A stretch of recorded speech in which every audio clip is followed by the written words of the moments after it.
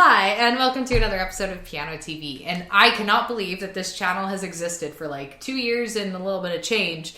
We haven't sat down to talk about the super famous Moonlight Sonata by Beethoven. So today is the day. So what we're going to do in today's video is we're going to talk through all three movements. Yes, there are three movements, even though the movement most of you are familiar with is probably the famous first slow movement. We are going to look at the second and the third ones as well. And we're going to talk a little bit of history and analysis. So basically, the purpose of this video is to give you a deeper understanding into this famous piece. Whether or not you're like a super music nerd or you're just like a music appreciator and you don't really know a lot about like fancy music terms and stuff like that, I try to make these videos accessible to most people. We will get a little bit into like some theory, but I'm hoping that it'll still make sense for, you know, the lay people out there. So we're going to be playing clips from the piece so you can get it in your ear and hear what it's going to sound like. And I'll refer you to a couple videos as well that you can check out online. And yeah, just talk about the history, the style, and just do, you know, so talk about some things that I think are worth talking about with this very famous piece. So let's get started.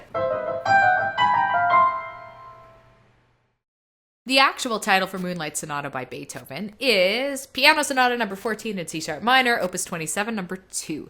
It was written in 1801, and aside from being really popular now, like over 200 years later, it was very well loved in Beethoven's day as well. Now, this sonata wasn't always called Moonlight Sonata. On the first edition, Beethoven gave the piece an Italian subtitle, Sonata quasi una fantasia, which translates to something like sonata almost like a fantasy. And a fantasy is another music genre. It's much more improvisational. Shortly after Beethoven's death, a well-known music critic named Ludwig Rellstab made the comment that the first movement sounded like moonlight shining upon Lake Lucerne. And that comment just ended up catching fire, and within a decade, everyone was publishing it and calling it Moonlight Sonata, and the rest is history. Frédéric Chopin was said to have been inspired to write his fantasy impromptu because of Moonlight Sonata, as a sort of tribute to Beethoven. I love this quote by Ernst Oster, who writes, "With the aid of the fantasy impromptu, we can at least recognize what particular features of the C-sharp minor sonata struck fire in Chopin. We can actually regard Chopin as our teacher, as he points to the coda and says, 'Look here, this is great. Take heed of this example.' The fantasy impromptu is perhaps the only instance where one genius discloses to us, if only by means of a composition of his own, what he actually hears in the work of another genius." The title Moonlight Sonata makes it sound like this is a rather romantic sonata, and people have speculated that it was meant as a sort of love song to Giulietta Guicciardi, who was Beethoven's 17-year-old piano student who the piece was dedicated to. However, it's much more likely that the inspiration came from a darker place.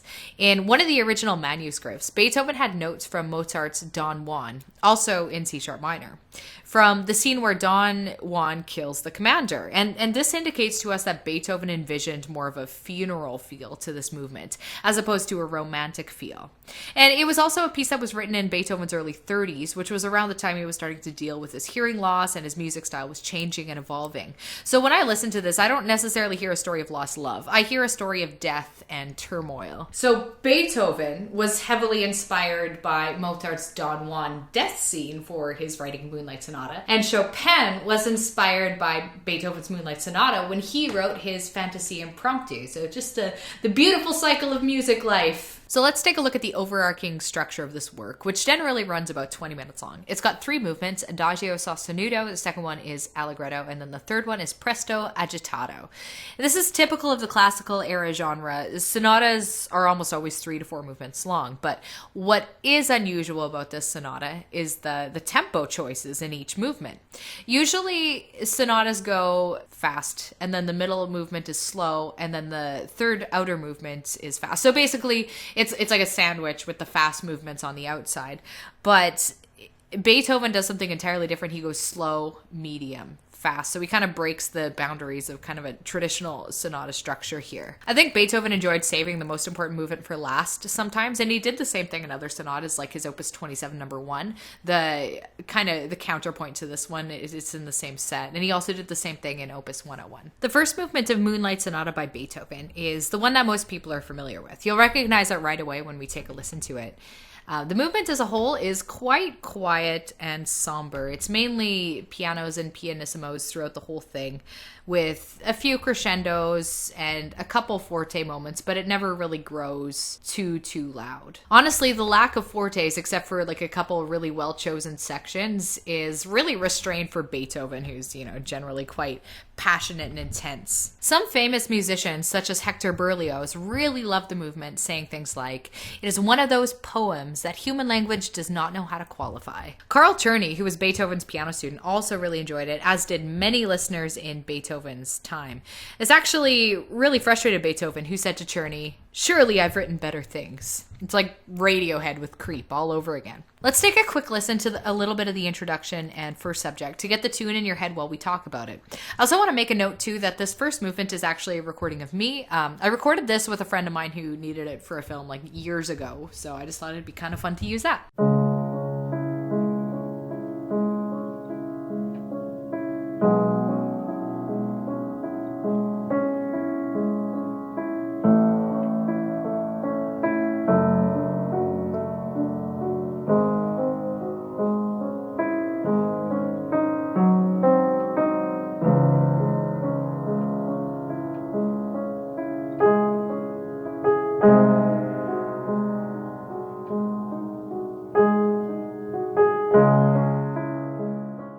Throughout the movement, we have a rhythmic ostinato, which is just a recurring pattern. And this pattern is Beethoven's triplets that continue without fail throughout the entire movement.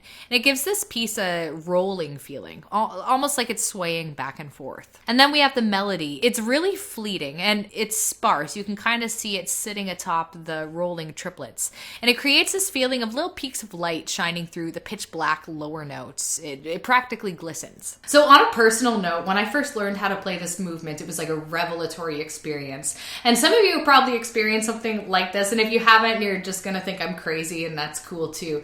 But for me, learning this was like witnessing genius up close and personal, and there were some moments in there. Like, I specifically remember when I was learning the second theme, that like as I learned each new note and each new chord, I was like mind blown about how amazing it was and how profound his decisions were, and it just blew me. Like, I remember like very specifically learning that because it was so profound to me. And this is one of the reasons that I really love classical music in general, because when else do you get to witness genius up close and personal like that? I mean, in your own home, in complete privacy. Like, you can get the same thing, and I love going to art galleries and looking at famous pieces. And, they make me cry. Like, sometimes, I'll look at a famous painting, like The Girl with the Pearl Earring or something like that. It just makes me cry because it's amazing. And, you can have that exact same experience in your own home. Anyway, end rant. So let's quickly get into some technical details. The first movement is in a weird version of sonata form. For a normal version of sonata form, you can check out the video that we did with all about kind of how sonata form works. So anyway, we've got our first subject at the very, very start, and we're just looking at the exposition. The exposition is just the first part of a sonata. And then we have the second subject that starts around measure 15. So then the exposition carries on, and then finally we hit the development section, which is really, really short actually. It's only about like 20 measures long. And the one thing that sets this development section apart from other regular sonatas is its length. It's usually development sections are quite involved. We usually expect it to take the themes from the exposition and spend time twisting them around, but Beethoven doesn't really go there. This is almost like a short bridge. And then after that short little bridge development, we get our recapitulation, where, we return to the first theme and the second theme, and the keys are a little bit different, but it's basically a repeat of the exposition. And then finally, we have the coda. And the coda is just basically another word for ending, and it brings the movement to a close. We've already mentioned that Beethoven intended this movement to be almost like a fantasy, which means it has an improvisational feel to it.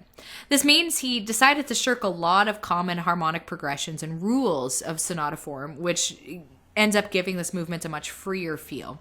So I want to take a look at a passage in the middle of in the development section where the melody drops and the notes run kind of like up and down the keyboard. And this to me has a really distinct improvisational flair to it, almost like a cadenza, which is like an improvisational passage. Play around with rubato, flexible tempo with this if you're learning Moonlight Sonata, and expression in this part especially. So let's take a quick listen to it, and you can kind of listen for all the crazy diminished chords, the tension, and the cadenza-like qualities.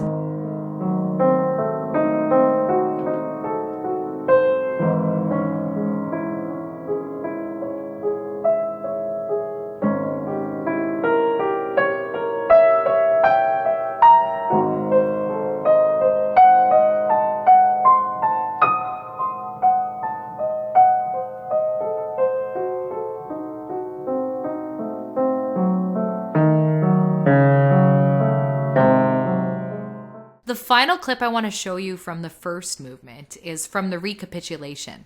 And we've already listened to the first theme. That's the main theme. Everybody knows it. But the second theme, we haven't listened to it yet. It's really powerful and it's really exciting to play. I actually think that I like this theme better than the first theme, like the more famous one. So let's take a listen to that.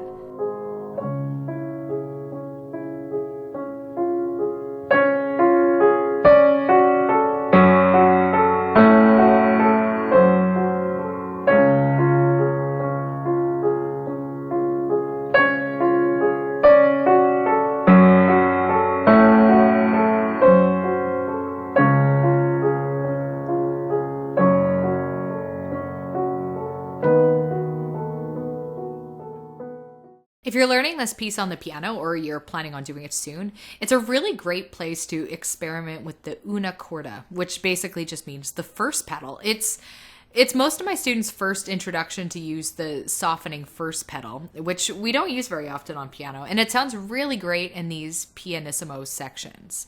And you want to use the damper pedal and the una corda pedal at the same time, and that can be a little bit of a fun challenge. Another challenge of this piece is playing the melody notes in the right hand, because it's mainly going to be your pinky, and because of that, it's really easy for these notes to like disappear and get washed away by all the other notes, but it really has to cut through all the accompaniment. I was personally inspired by Claudio Aro's interpretation of this for this movement. He plays it really slow with incredible expression, so you can definitely, if you're looking for a good version of Moonlight Sonata to check out, I really recommend his. His triplet pattern never sounds mechanical, and his melody is always really clear. So of the three movements, the second movement is the one that people are generally the least familiar with. It's your average minuetto and trio, and it's pretty unremarkable. But I don't think it's unremarkable because Beethoven was just like phoning it in and he wanted to just like give up. But I think what it really serves as is a palate cleanser. So the first movement has a really strong flavor, and then so does the last movement. So the middle movement's kind of like this plain food and drink that kind of, cleans your mouth, returns you to a blank slate so that you're able to better appreciate the first and third movement. Anything more than what this movement is probably just would have felt like too much. So I'm glad that Beethoven made this decision.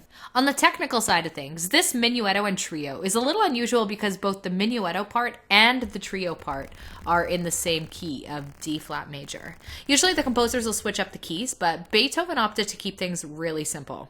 It's interesting too that this minuetto and trio is in the key of D flat major, because the first and third movements are in C sharp minor, which, if you kind of visualize a keyboard here, is actually the exact same note on the piano. D flat and C sharp are enharmonic, which basically means it's different names for the exact same note on the piano. The reason that many composers choose to write and say D flat major instead of C sharp major, even though it's technically the same note, is because it's much, much easier to digest. Like if we compare the two scales when they're written out, the flat version has a couple white keys. It has an F and a C. Well, so does the C sharp major scale, but they're literally all sharp. So you have to think about it for a second. E sharp well, that's a white key, that's F. B sharp, well, that's a white key, that's C. And it's just more difficult to digest than, D flat major. And the same goes if you're writing in minor keys. So if you've ever wondered why composers write in enharmonic keys, like they write in D flat major, not C sharp major, that's usually why. Let's take a quick listen to the first part, the minuetto, and then we'll follow it directly with a clip from the trio, the second part.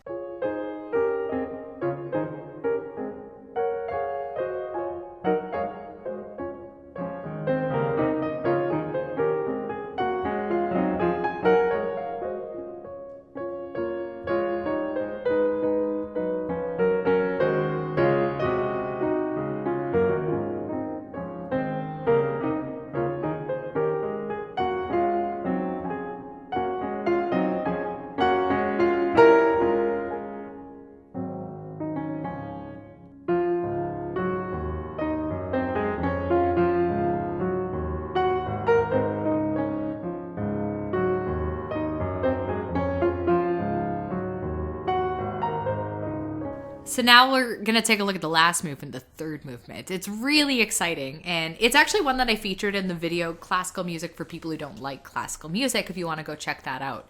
So the mood here is dark and heavy like the first movement, except this time it's loud and fast and exciting. So very contrasted to the first movement, even though the mood is similar.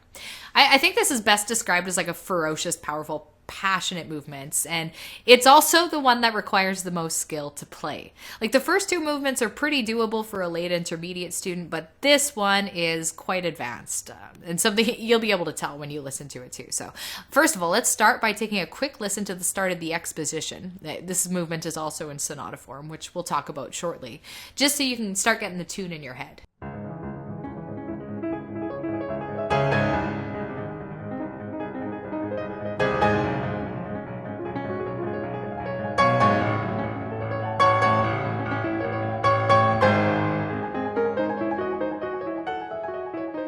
Interestingly, you'd think this would be a movement littered with fortissimos blasting out through the whole piece, but the powerful sound of this movement isn't achieved by really cranking out loud notes. Rather, what Beethoven does here is he picks a few well-chosen accents, like these sforzandos here, and the rest of it is pretty quiet playing, with like the odd fortissimo passage, and that makes it have a lot of impact. It's mainly quiet with some really intense, loud notes. And as an aside, I really like Valentina Lisitsa's interpretation of this movement. It's so fast and fluid and exciting, so check that out if you are interested. So let's jump to the technical side of this movement. Like the first movement, it's written in sonata form. You've got the exposition, which starts at the very beginning, measure 1, and then as of measure 66, we've got the development section, and then it's an actual full development section this time.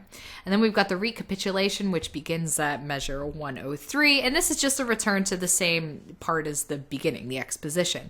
And then finally, at around measure 158, we have the coda to finish. It's an incredibly cool movement, and I urge you to check it out in full, but for now, let's take a quick listen to the development section. I want you to take a listen to all the parallels from the exposition. It starts off virtually identical, except for some twists and turns. For example, the development section blasts off with a major chord, but otherwise there's a lot of similarities. So when you listen to the full version, like Valentina Lisitsa or someone else's interpretation, you'll hear all the ways in which the development section completely turns the exposition on its head.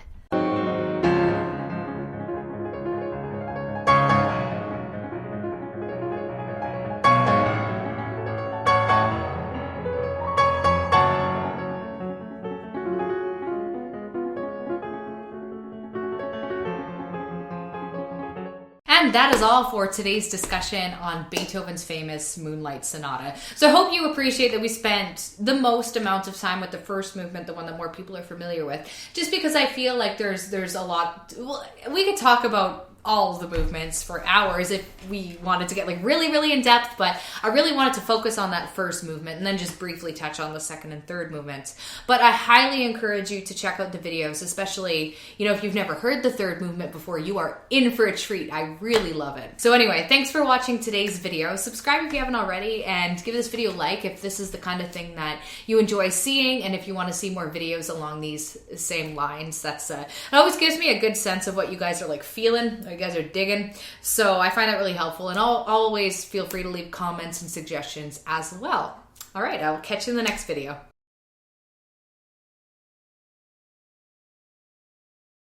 I think it's actually supposed to be Don Juan, but I think people actually say it Don Juan. Don Juan. Don Juan? Oh, okay. Don Juan. Don Juan. Everyone says Don Juan. Okay.